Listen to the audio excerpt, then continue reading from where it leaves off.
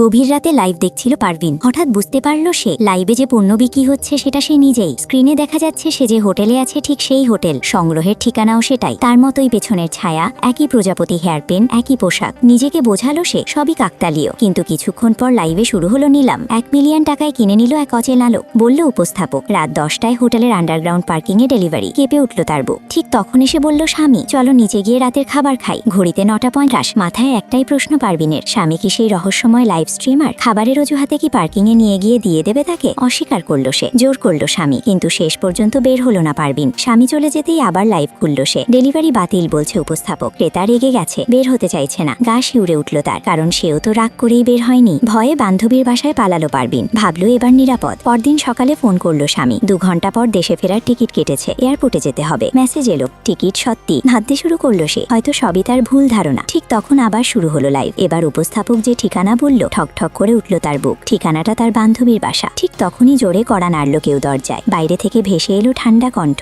দরজা খোলো, আমরা পণ্য নিতে এসেছি। বুঝতে পারলো পারভিন, যত জায়গাতেই পালাক সে, সবসময় তার অবস্থান জেনে যায় কেউ।